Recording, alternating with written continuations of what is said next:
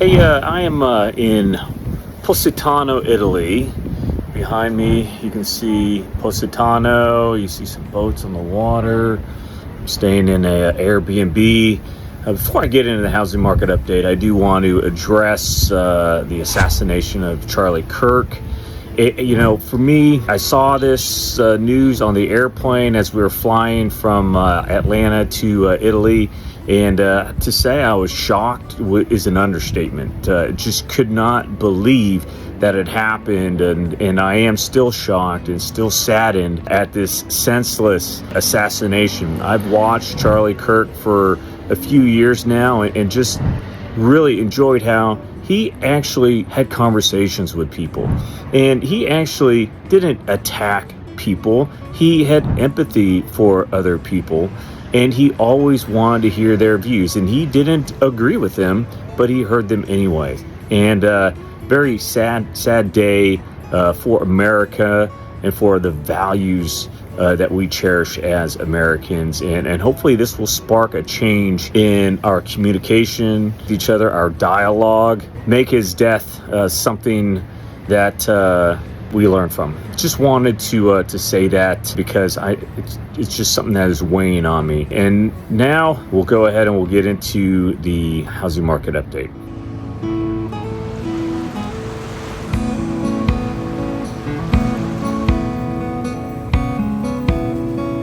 Here's a view. This is of our little home.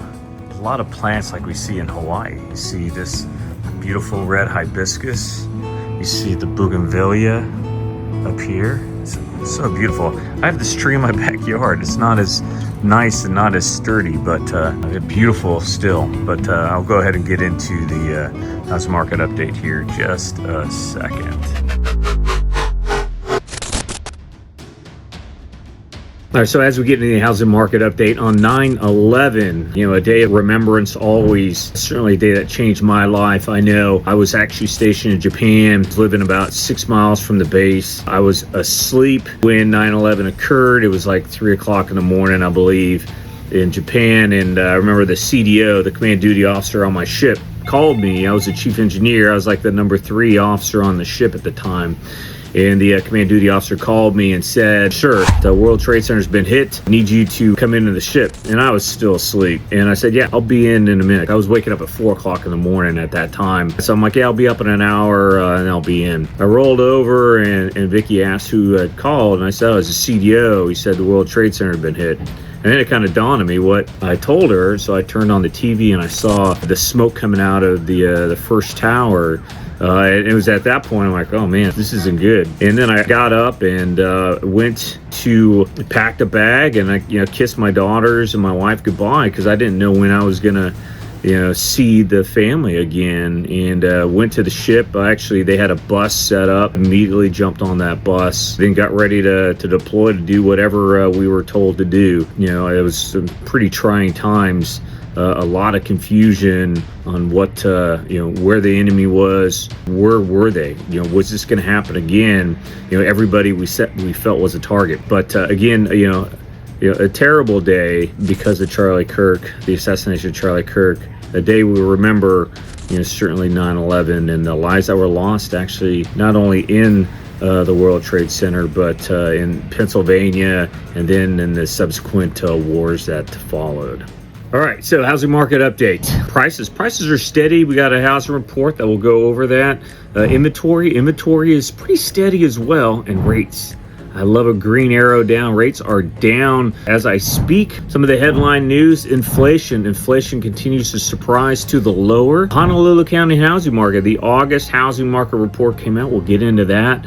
Unemployment is worrisome, and one of the reasons why interest rates are down despite inflation in some cases being lower, but in some cases actually being higher. I'm going to go over the 10-year Treasury because that is going to show us really kind of the direction where interest rates are going. And then VA rates, they're not really down this week, but they could go lower depending on what happens over the course of the next week with regards to the Fed meeting and how much.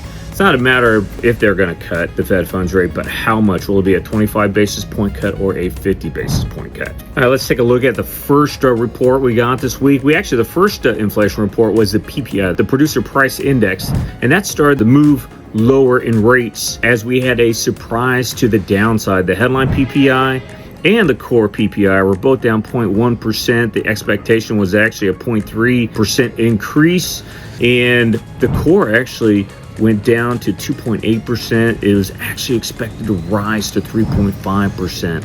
The August CPI actually came in, which was Consumer Price Index, and that came out on Thursday, actually came in as expected. The core CPI was steady at 3.1%. So that's actually pretty good. You look at the annualized core run rates, though 3 months is going higher at 3.6%, the 12 month at 3.1, 6 months still at 2.6%.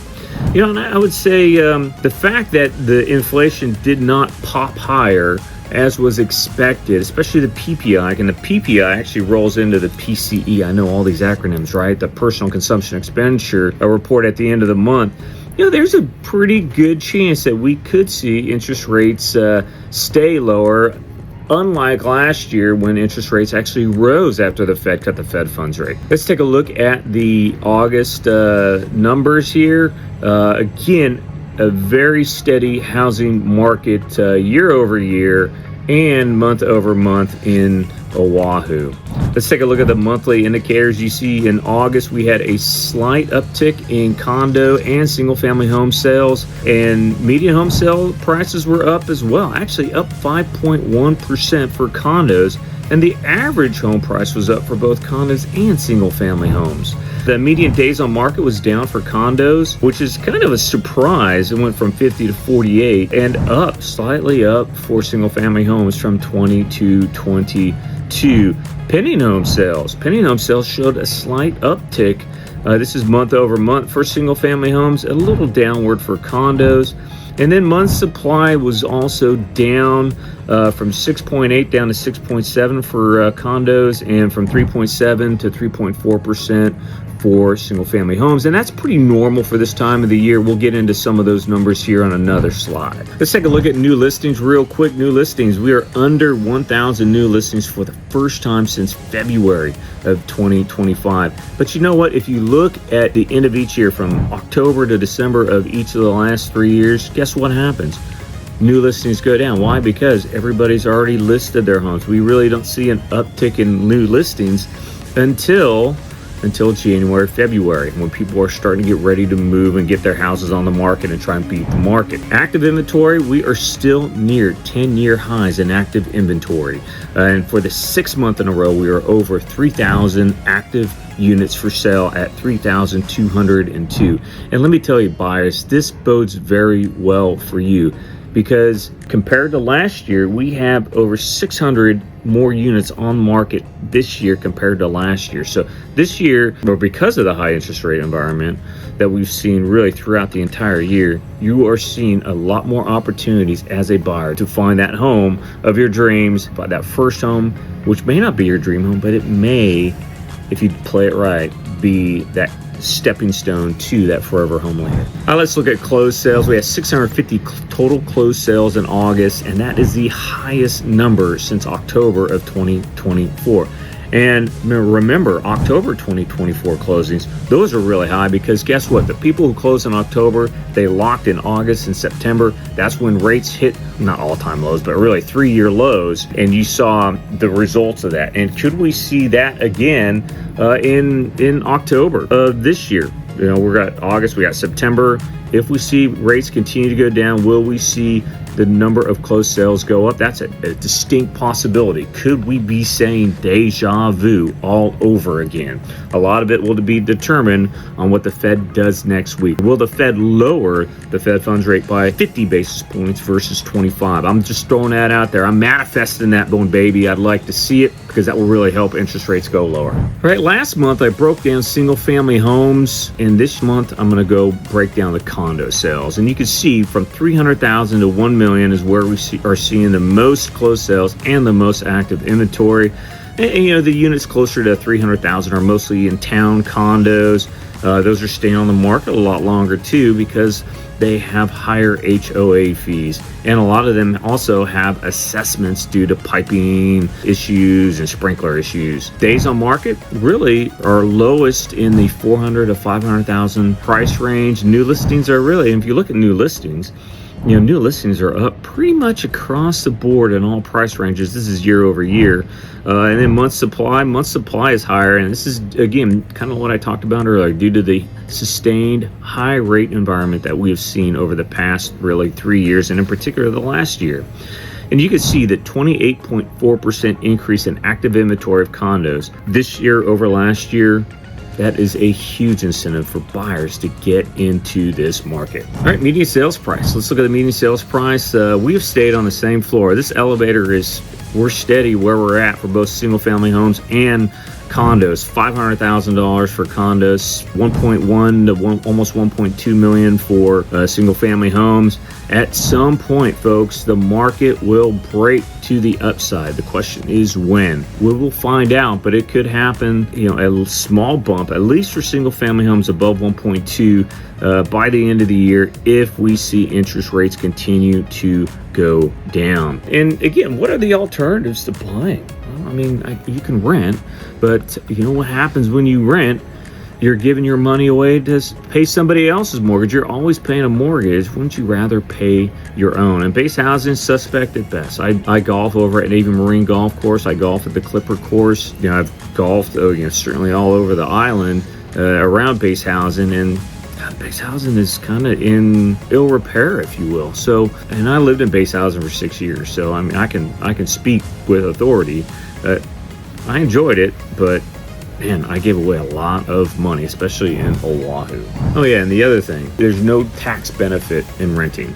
None. There's no positive tax implication from renting. None at all. As an owner, remember, the interest that you pay over the course of the year, you get to deduct that from your taxable income at the end of the year. And if you buy and you pay a funding fee, that funding fee is tax deductible. If you pay any points to buy your rate down, and guess what? You can use seller credits. I've had buyers use seller credits, maybe $14,000 to get their rates into the low fours or mid fours. Guess what? Those points that you paid with seller credit, guess what? Those are tax deductible too. That's right. You're talking on $1 million home, paying a funding fee, buying your rate down using seller credits. You're looking at probably $40,000 to maybe even $50,000. All right, that you are able to deduct from your taxable income, and that is above the standard deduction. Wow. I tell you what, the benefit of home ownership is real, but you gotta be smart. Let's take a look at one of the reasons why interest rates have stayed low despite inflation going up quite just a little bit. The first report we got on Tuesday was the QCEW. What is that? That is the quarterly census of employment and wages. This report adjusted payroll growth down by 911,000 people. That's right, almost 1 million off from the BLS. This is the largest revision on record, and I tell you what, that helped bring rates down on Tuesday. I didn't expect to see rates come down until Wednesday, but you know what? Tuesday we got a head start. And, initial claims came out on Thursday. The initial jobless claims are at 263,000. That is a 27,000 increase from the previous week, which was a shortened week as well. And you know what? That 263,000, that is the highest level of initial claims since October of 2021. And continuing claims, man, we're still near that 2 million. We may get there by the end of the year. All right, we may get there at 1.939. Once we get to 2 million, I tell you what, that is the white flag from the Labor Department, or that is white flag from the labor market. Again, labor market is hurting, and it right now is labor over inflation, and I think it is the unemployment numbers going up.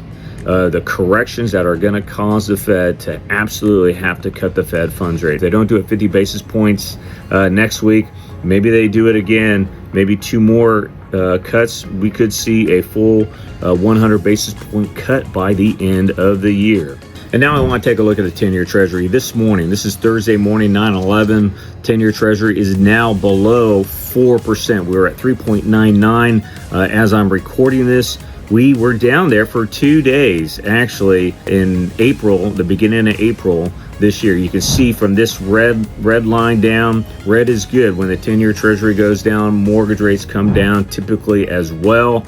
And we saw, I've locked some guys in on refinances in the low fives that week, those 2 days. They were like literally 2 days. And I want to show you this over the last 2 years. You can see from July of last year, we dropped below, and this was right after the Fed did not cut the Fed funds rate, but we had a bad jobs report right at the beginning of July. You can see that the 10-year Treasury was below 4%, and it was down below 4% until really the middle of September, when the Fed, you could see this huge rise, this huge green line going up. That was when the Fed cut the rates for the first time in September of last year. And then immediately thereafter, we had an inflation report that was higher than expected, and then we had a jobs report that showed a lot more jobs than what were expected. Again, this is 900,000 revised down, so that jobs report was bogus. But you can see how quickly, from August from through the middle of September last year, we had a 10-year Treasury below 4%. You saw interest rates come down. That was a very good time. And then you also saw, again, October home sales last year were spiked because people locked in. They took advantage of the low rate environment. Could we see that again this time? Yeah. The question is, will we see a shortened period of time under 4%, or will we see a month to a month and a half like we did last year? That remains to be seen. I think a lot of that has to do with what the Fed does on next week. Now let's take a look at VA rates. Hey, labor over inflation, and you can see we actually went up this week. We were below 6% VA. We're now right at just maybe right around 6.01%, so right at 6%. Fed meeting next week, again, may or may not move the needle. We think the bond market has already taken into consideration and has already applied that rate cut into the rates that we're seeing now. The only way I think rates go down next week is if we see a 50 basis point cut. And we're still above last year's rates, which went up after the Fed cut. So there's a chance they go down, but if the Fed doesn't really take drastic action, I could see interest rates really stay around that 6% range and not get lower like we expect, and like, quite frankly, that's what we need. All right, so what does this mean? All right, buyers, mortgage apps are up 7% last week for purchases, up 12% for refis. Inventory is still near the highest it's been in 10 years in Oahu. ARM rates are solid. I'm getting ARM rates, certainly with seller credits into the 4s on 5-year ARMs. So that's to me, I think that's great. Now is really the best time. But let's talk about refinancing. Should you refinance? Should you, timing the market is tough. I had a client in April when rates were down for 2 days. I could have locked him in at 5.25 on a refinance. But he's like, no, I want 5%. And this was on a Friday. Like, all right. Monday, he comes back and he's like, hey, you know what? I've been thinking about it. I want to lock. No, it's too late. Monday, guess what? Rates were back at 5.5% and they shot up even higher after that. Like within a day, they're at 5.75. So he lost his opportunity. That's what happens sometimes when you try and time the market. You're in a good situation right now. Take the money and run, all right? Because you don't want to miss out, especially if you have a rate that has reset, you're in the 6s, and you know what? That's kind of crimping your budget. All right, save $300-400 a month instead of trying to go for the home run on a $500 a month savings. At $300 to $400 a month, $400 a month. That's $5,000 a year you're going to save. That's $5,000 you can use to basically help enjoy, especially if you live in Hawaii, enjoy living in Hawaii a little more. So anyway, that's about all I got for you, sellers. Hey, you know what? Not a lot of people putting their homes on the market. If it's priced right, it's going to sell. I'm seeing that right now. If it's priced right, you're offering a good credit, your home is going to sell. All right, that's all I got for you. Have a great week. Aloha.